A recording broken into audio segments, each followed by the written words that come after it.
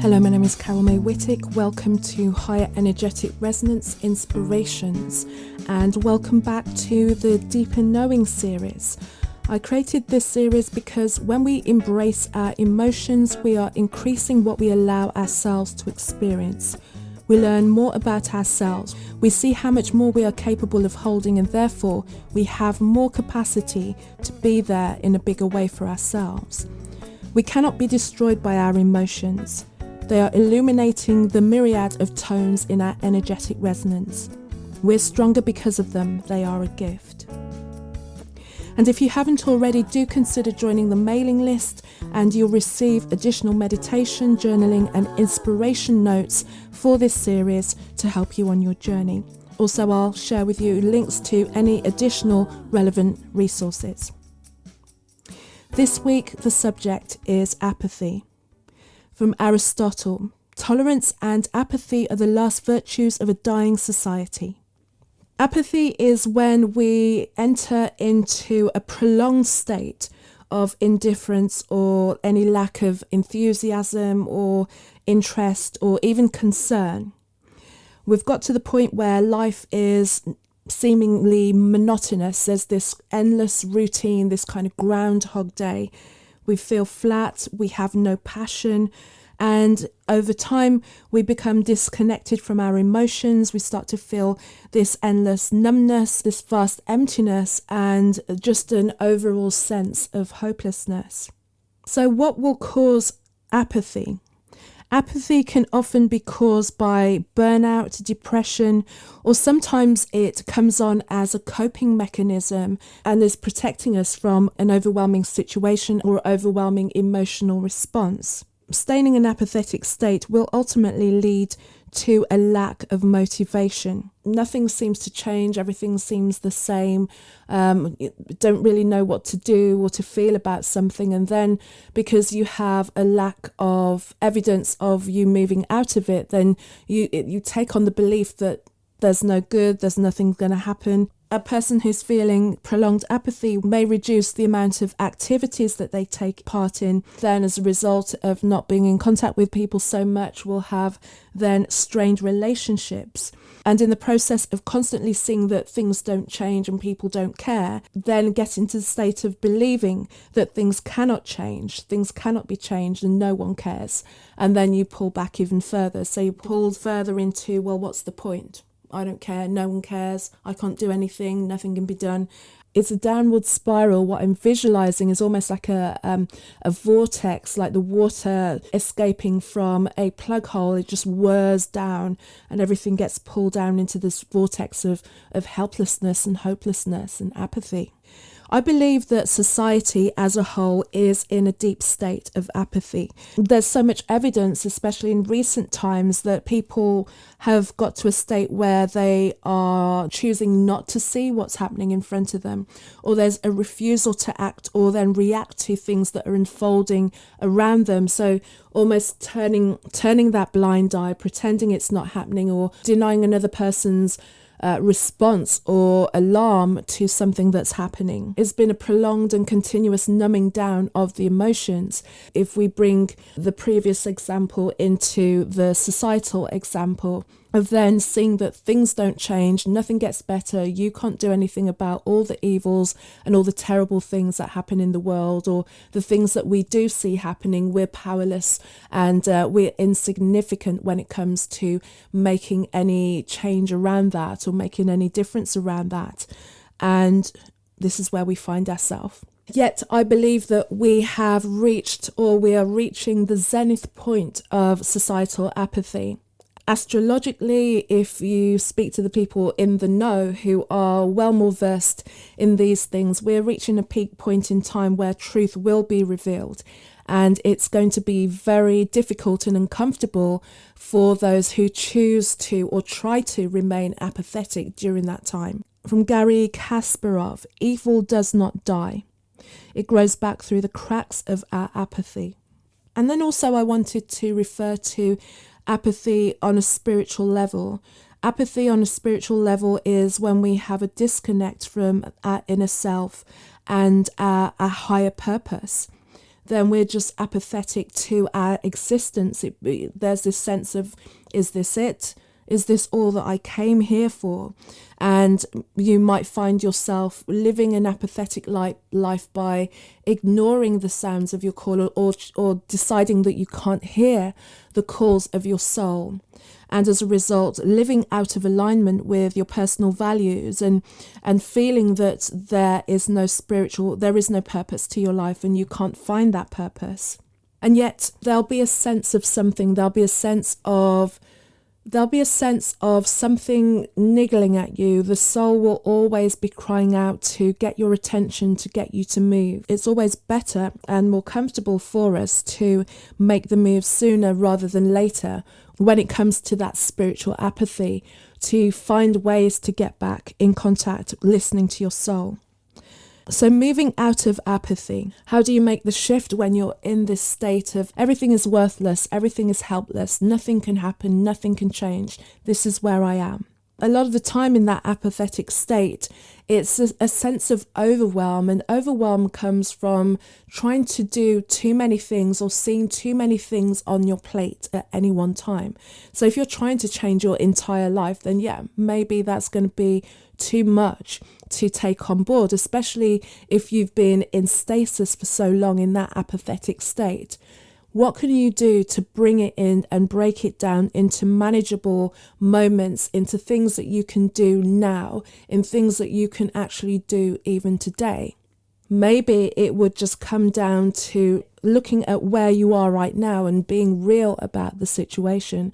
And sometimes just that reality will give you a sense of, there's a lot to do. And looking at everything, that's going to be overwhelming. But nothing is built all at once. Everything is created in steps, in incremental steps, day by day, minute by minute.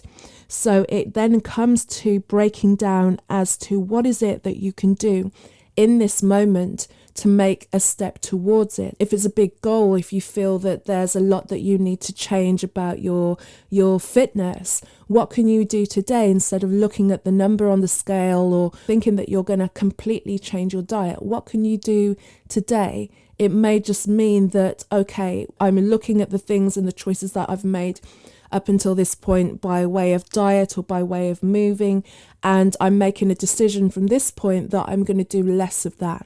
Maybe that's as much as you can do. Decide that you're going to do less of what you know to be harmful, because ultimately we all do know what it is that's good for us. So focus on the present. What can you do in the morning? And give yourself grace and congratulate yourself on making a move. Slowly recognize that you're doing something. If you're looking at where you're working and you feel that you're on the wrong course in terms of your life purpose, or you're not feeling any purpose, asking yourself, okay, what is it? Even if you don't know what it is, if you're feeling apathetic about the move and finding what your purpose is then, okay, if I can't work out what it is, let me see what it is not. And sometimes by the process of elimination, we get closer to the truth instead of being overwhelmed by trying to find out what these big things are. Think about where your heart is. Get back and remind yourself of the things that are dear to you. What is in your heart? What do you like? What did you like to do? It could just be small things. Do you like reading a book? Do you like going for a walk?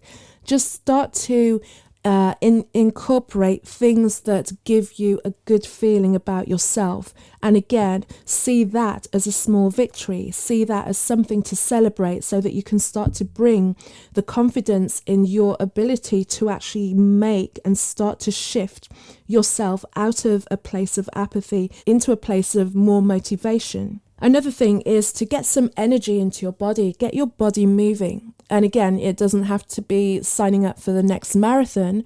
It can be just moving to your favorite song, so that you just start to feel the blood in your body and to feel that you're alive, feel your heartbeat, and to know that there's something within you that's moving and is still keeping you going. Change your environment. If you're feeling stale and stuck about where it is that you live or what it is that you're seeing on a day-to-day basis, if you're feeling stale about where you work but you can't make the changes, is there something that you can do on the way to work that shifts what it is that makes that whole experience so monotonous? Can you go to work in a different way? Can you wear something different? Can you make shifts and changes that will just change the scenery that you've got the power to do? That even though some of the bigger things are still the same, what can you change to make it feel like there's some kind of shift going on? And then also the inquiry about what is it that created the apathy within you? What has brought you to believe that you lack power, that you don't have the ability to make the change in yourself? Is that something that you've taken on board? Is it something that you've been told and believed?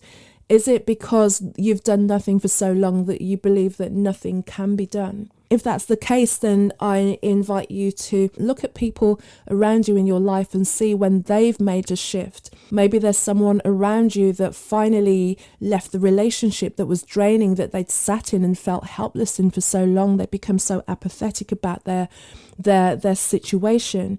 That there's always going to be a local hero. It doesn't have to be anyone out there that you don't know, but people around you, so that you can't just push it off and go, well, it's all right for them. They've got this and they've got all this money. It's like normal people, everyday people making changes, shifting out of that state of apathy, speaking up for themselves, making changes.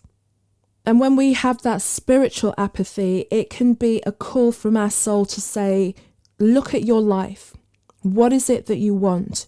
What is it that you feel that you came here to do? If you want to have more juice and more, a deeper understanding and a deeper knowing of yourself and what it is that you can contribute to the world, what has your life experience brought you up to this point? What have you been through? Because oftentimes your experience is going to tell you what it is that you can offer other people. What have you been through? How can you tell your story? How can you give back? Is there something that you've experienced that people need guidance and mentoring with as well?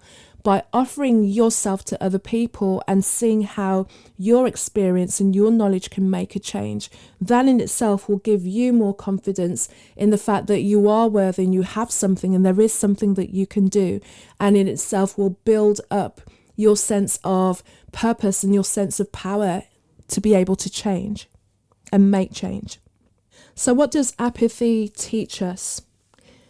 When we sit in apathy and when we recognize apathy, apathy shows us that ultimately we need purpose in our life. We need to care about the things around us, and we need change, and we need things to shift and move on a regular basis so that it never gets to the point where everything gets stale. In the moments that we feel that we're experiencing stagnancy, that is an indication that we should gear shift and move something around a little bit, maybe learn a new skill, maybe speak to new people, eat different food, do something that just shifts the routine and keeps your life interesting. Closing with a quote from Viktor E. Frankl, Man's Search for Meaning. Those who have a why to live can bear with almost any how. Thank you so much for listening to me for another episode, and I want to ask you if you feel like something is calling you to show up bigger, if you feel that you're one of the conscious creators in this world and you want some support on that. We're at a pivotal time in human history, and if you feel the pull, then it's upon you to take action and live with authenticity and express your vision. If you know that there's a purpose to your life, my purpose is to help you make it happen. If you feel that my message is awakening a curiosity within you, I invite you to follow the link in the show notes and book a call with me, and we can have a conversation and I can see how I can support you. I'm excited to be supporting women who are ready to make their mark in this new world. I look forward to speaking to you. Again, if you haven't already, consider joining the mailing list for the additional email that comes with this. And if you want to find out more about me, my website is carolmaywhittick.com, CarolMaywhittick.com, Carol May Whittick on LinkedIn and Facebook, and Kazmic, Cazmick, on Instagram. Until the next episode next week, enjoy this one. Take care. Bye-bye.